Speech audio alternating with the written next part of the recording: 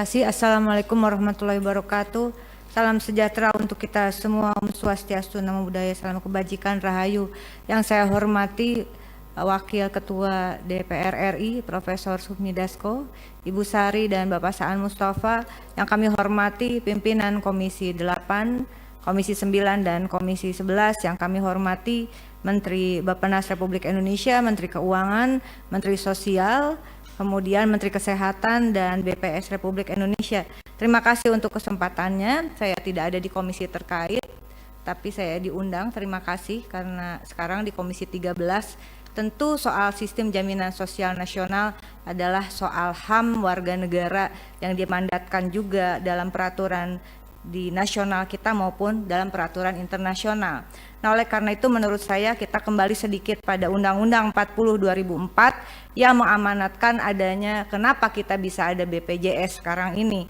Undang-undang tentang SJSN ada prinsipnya 7, Undang-Undang kegotong royongan, kemudian prinsip nirlaba, keterbukaan, kehati-hatian, akuntabilitas, portabilitas, dan kepesertaan wajib.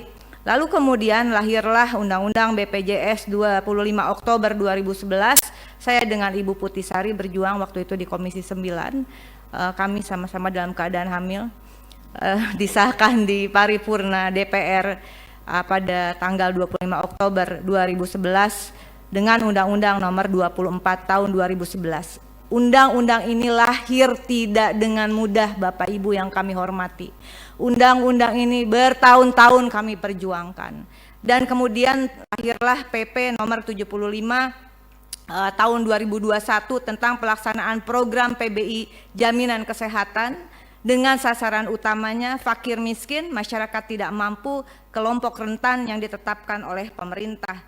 Dan saya teringat bahwa apa yang disampaikan oleh Presiden Prabowo pada saat pelantikan di paripurna DPR, bahwa tidak menginginkan lagi adanya kebijakan yang tidak berbasis pada data faktual atau berbasis hanya pada data statistik yang terindikasi tidak sesuai dengan kebutuhan real dan kondisi real rakyat Indonesia.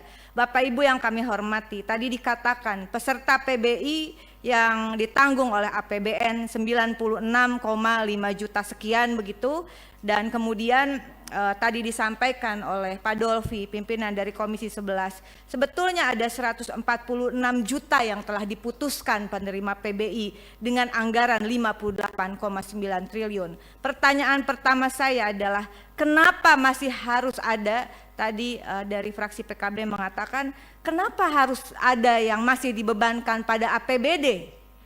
Pada APBD dengan total kepesertaan data tadi disampaikan per bulan Februari ada 47.392.788 orang masih dibebankan kepada APBD.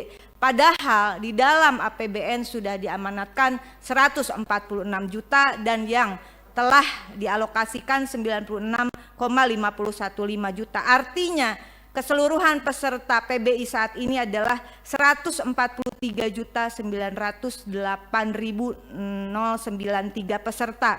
Dikalikan jumlah penduduk Februari saat ini, kalau di googling, ini juga datanya belum pasti, tapi anggaplah benar 287,041161 jiwa.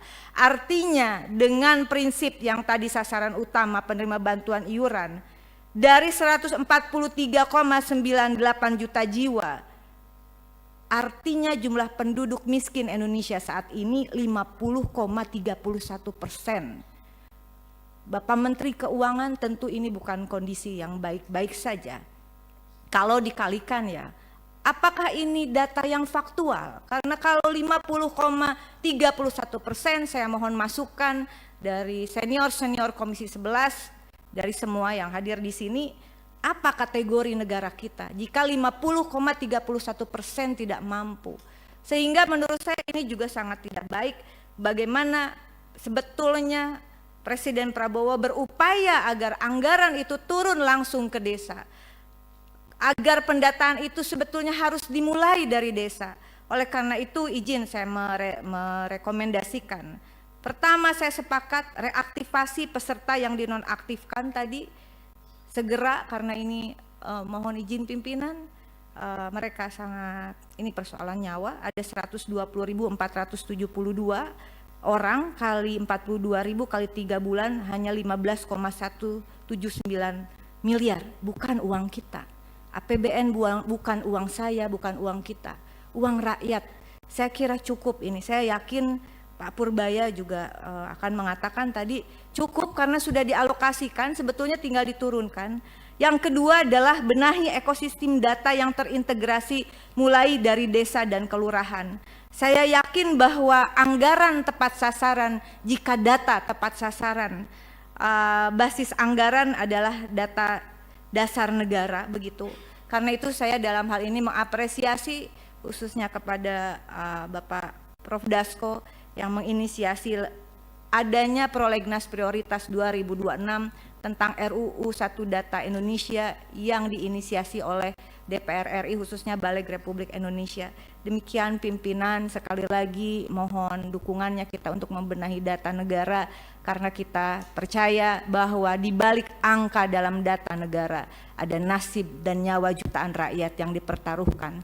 Ini bukan soal deretan angka. Kita bekerja di sini, saya yakin pimpinan, bukan sekedar untuk menghitung secara teknis deretan angka, dataset dan sebagainya. Keberhasilan kita bukan apa yang ditayangkan dalam PowerPoint, tapi keberhasilan kita ketika kita sejalan dengan Presiden Prabowo bahwa anggaran itu harus berbasis pada data agar pembangunan programnya semua terukur, terarah dan tepat sasaran, termasuk bagi peserta penerima bantuan iuran. Terima kasih. Wallahul muwaffiq ila aqwamit thoriq. Wassalamualaikum warahmatullahi wabarakatuh. Waalaikumsalam. Download Tribun X sekarang. Menghadirkan lokal menjadi Indonesia.